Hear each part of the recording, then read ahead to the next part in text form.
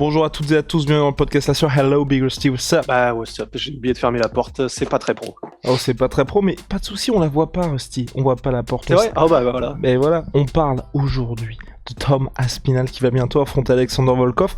Beaucoup le voient comme le futur de la catégorie heavyweight. Et bien, on va voir si oui ou non, en tout cas pour nous, il peut être un futur prétendant au titre. Il y en a certains qui disent même que ça pourrait être le Cyril Gane de 2022, à savoir pas forcément dans la title picture, comme disent les Américains, au début de l'année, mais qui pourrait finir sur le trône, ou en tout cas parmi les clairs prétendants.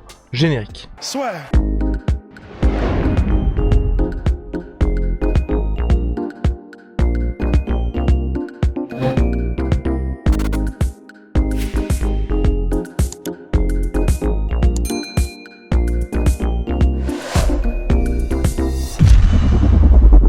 Tom Aspinall, main event à l'UFC Londres le 19 mars prochain, face à Alexander Volkov. Rust, est-ce qu'on commence à être dans la hype ou pas, sachant que je préfère préciser, c'est un partenaire d'entraînement de Darren Till.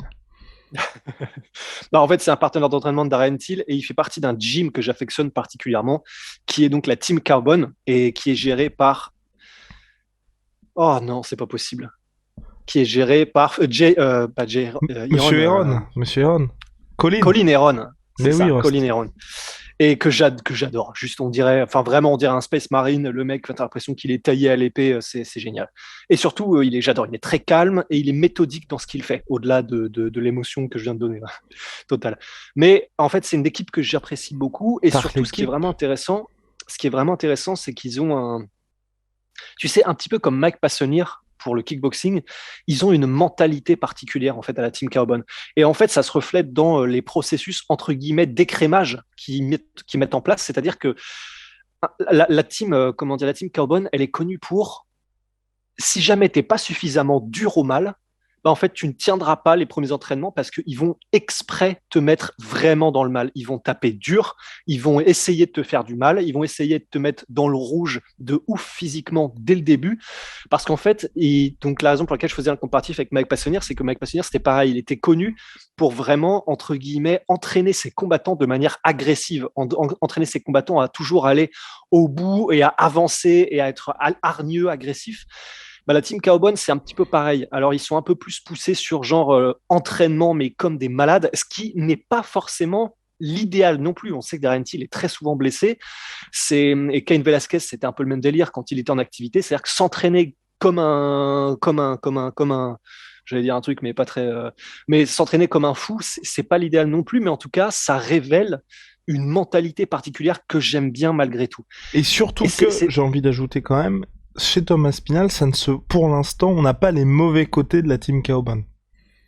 Absolument. Mais alors, pour entre guillemets, pour répondre un petit peu à la question que tu nous posais à tous finalement, mais est-ce qu'on y croit? Bah, en fait, j'ai envie de dire, là, il y a tous les signes les signes annonciateurs positifs, mais je pense que Volkov, c'est parfait comme test pour vraiment savoir si on y croit ou pas. Parce que Volkov, il est encore entre guillemets dans la fleur de l'âge pour un heavyweight. Il est extrêmement complet. Il est très dur à mettre au sol, en particulier maintenant, en particulier depuis ces 2 dernières années. Et debout, c'est un magicien. Il est trop fort. C'est magnifique ce qu'il fait. Il est très complet aussi. Il est très physique parce qu'il est extrêmement grand d'allonge. En plus, il kick et il se déplace bien pour un heavyweight. C'est un cauchemar. C'est vraiment un cauchemar. Et le fait que Tom Aspinall se mesure à lui, vraiment, là, on va avoir la jauge. Là, on va vraiment savoir ce qu'est Tom Aspinall. Parce que pour l'instant, on l'a vu, mais c'est normal, hein, c'est le parcours normal d'un heavyweight à l'UFC. Et on l'a vu affronter, entre guillemets, des anciennes gloires. On l'a vu affronter des Arlovski, on l'a vu affronter pour l'instant des gens qui n'ont pas forcément de nom.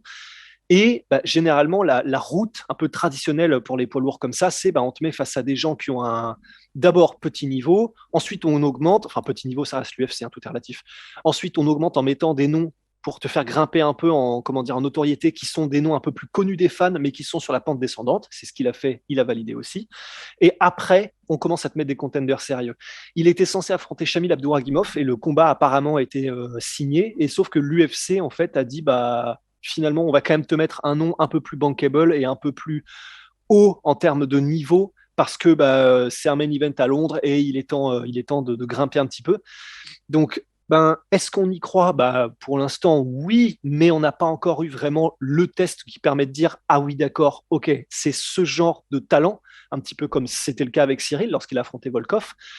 Donc voilà, pour l'instant, je me réserve, mais disons, ce qui m'est vraiment à l'aise, c'est que tu sais, les flashs entre guillemets de brillance qu'il a eu, genre contre Arlovski, il a été mis un tout petit peu dans le dur en debout.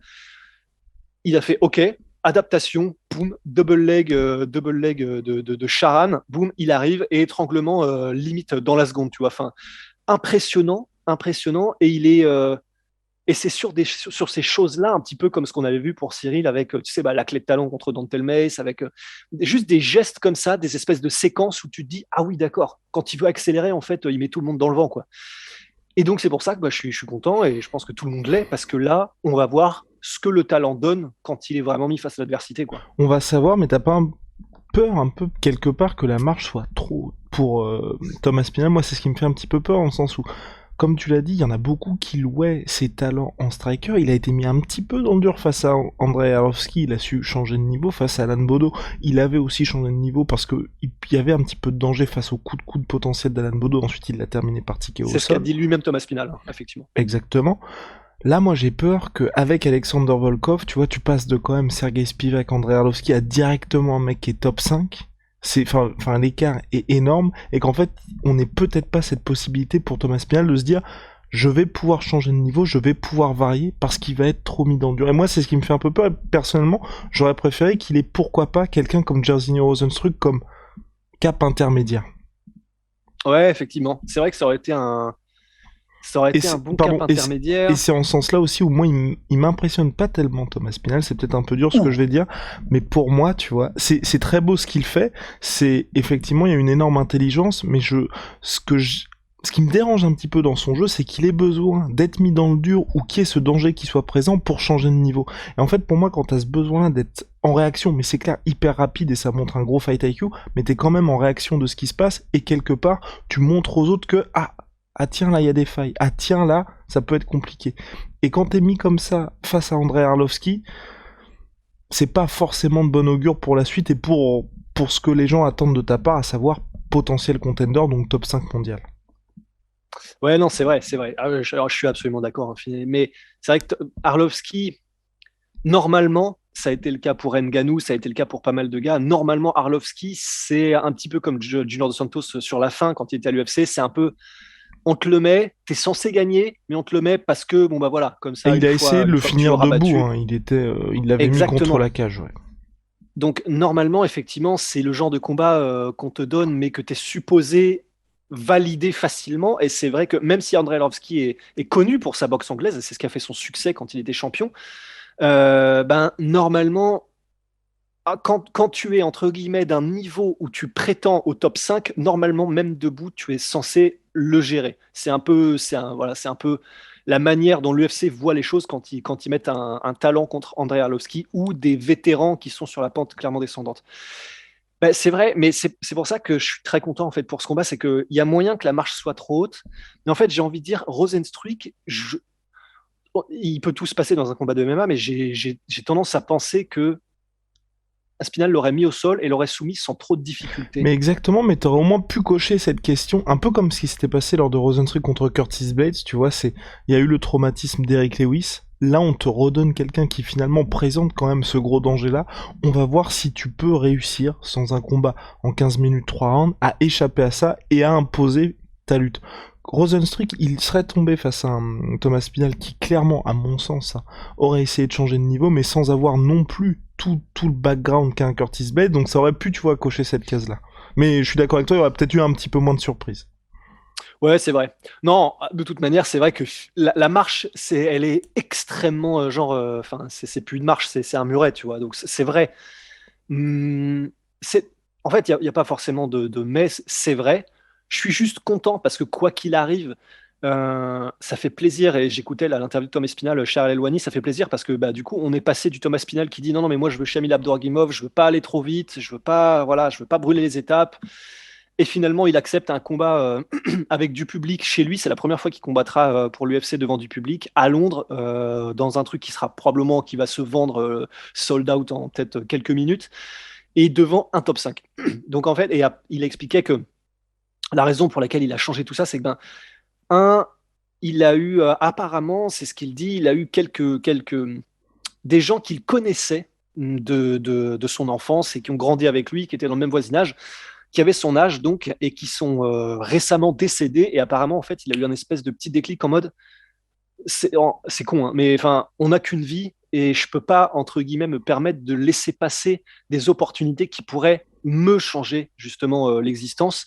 Et du coup, il était en mode, vas-y, enfin, entre guillemets, bas les couilles, ok, on chope les opportunités quand elles arrivent, on avance, on vise le plus haut possible et on voit ce qui se passe. Et franchement, bah, tu vois, on en parlait souvent, mais alors là, tant mieux, quoi. C'est littéralement la meilleure décision et le meilleur changement d'état d'esprit dont on aurait pu rêver, parce que bah, ça veut dire que là, que ça passe ou que ça casse contre Volkov, il va être catapulté sur le devant de la scène, il le sait, il le dit, et ça fait vraiment plaisir. En plus, ce qui est cool, c'est que c'est un peu l'inverse de Cyril, en fait, parce que lui, il est en mode, là, ça fait une semaine depuis qu'il y a eu l'annonciation du combat contre Volkov, et en gros, il disait à Helwani, moi, depuis une semaine, je ne pense plus qu'à ça, en fait. Je pense à chaque seconde de la nuit et du jour, à Volkov, comment je vais pouvoir le battre, ce que je vais pouvoir le faire. Et en gros, ça hante ses journées et ses nuits, donc c'est un peu l'inverse total de Cyril qui, c'est à peine s'il connaît le nom de son adversaire.